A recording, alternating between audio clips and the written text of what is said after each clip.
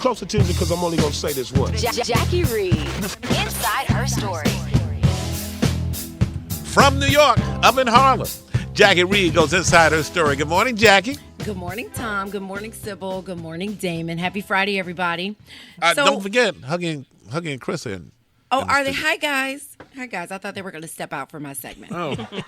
Well, we all know oxtails are considered a delicacy in the black community. But have you tried some voxtails yet? What's voxtail? Well, as you may have guessed, those are vegan oxtails. No way. And a woman in Brooklyn is having great success. What may be more impressive? What makes them vegan? Listen, is her story of overcoming homelessness to get where she is today. I'm going inside her story with the owner of Bad Girl Vegan in Brooklyn, where folks are lining up, Tom, for voxtails. Hi, China Love. Great morning. Grand rising to you all. Thank you. Okay, so let's answer Tom's question. Don't give away your recipe, but what is a voxtail? What's in your voxtail recipe? My voxtail is a labor of love that I started creating back in 2016. It is a completely original recipe. It's plant-based, soy-free. I took a bunch of my favorite vegetables and added a little spelt flour, and I created the voxtail. Now, when did you realize that you had a hit on your hands? Because I met China Tom at this vegan festival called Vegandale last weekend, and there was a line that was just stretched for a long, long, long way. And I asked a woman in line, "What are you standing here for?" And she said, "Voxtails." I was like, "Voxtails?"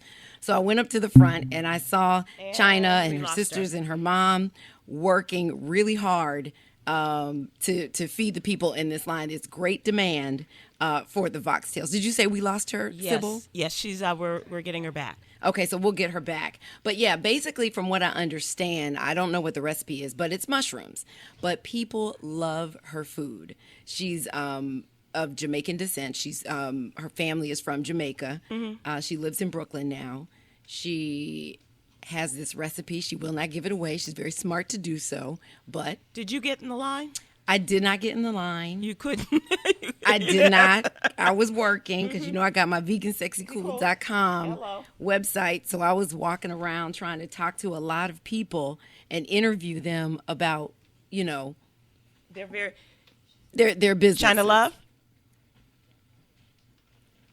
China Love?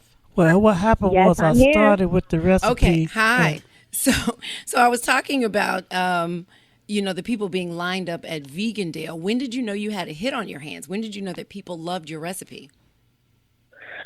Well, like I said, I started creating it back in 2016, and there was a lot of levels and trial and error with creating it as far as texture and the flavor and the gravy that accompanied the actual voxtail itself.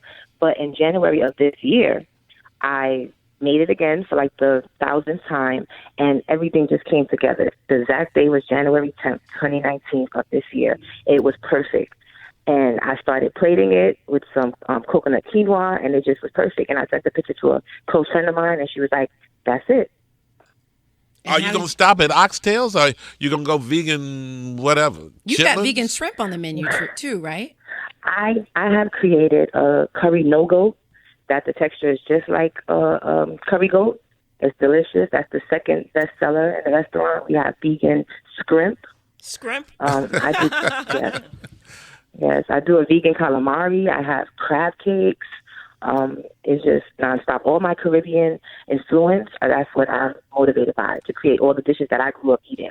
I do a vegan stew peas, which you know in Jamaica, that's pigtails, salt beef. There's like a real creamy texture with the beans. I do that vegan style as well.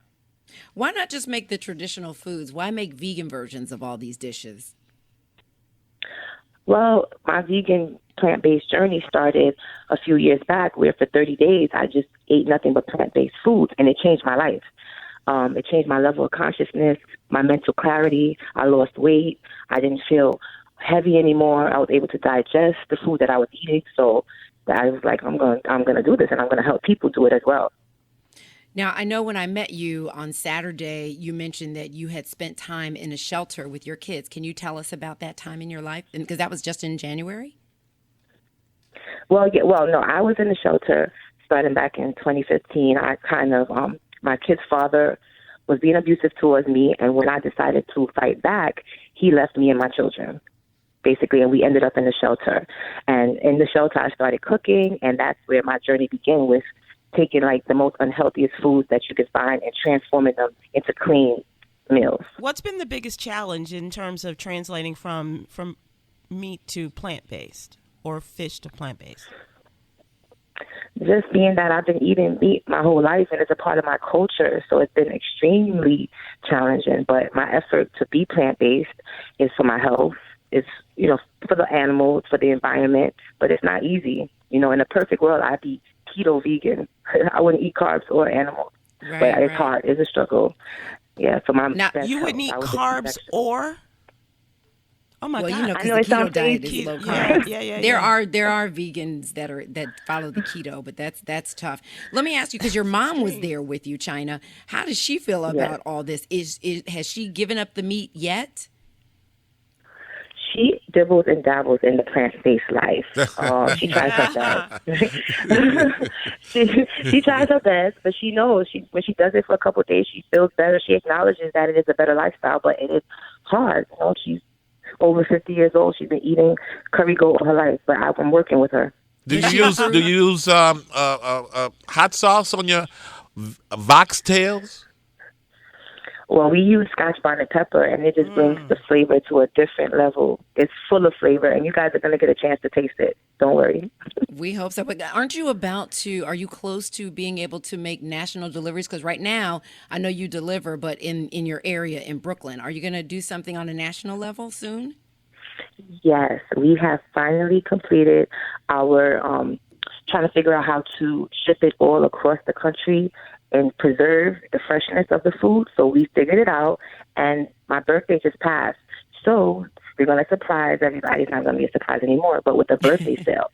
And a part of that birthday sale would be, the sales for the national delivery, local, everything. We're going to be shipping it nationwide. Yep. And how can we find your website? It's BAT Gal. So the whole thing about it is Bad Gal Vegan. Gal is like how Jamaicans say girl. So that's the twist on it. So it's BADGYAL vegan.com. That is an acronym for blessed, ambitious, and determined. All right. We love that. And that's your handle on social media as well, China? Yes, Bad Gal Vegan. All right. Well, I have not had a chance to try these voxtails, but I am looking forward to it. I'm excited. Yes. That line was long at that festival. I am looking forward to getting mine delivered.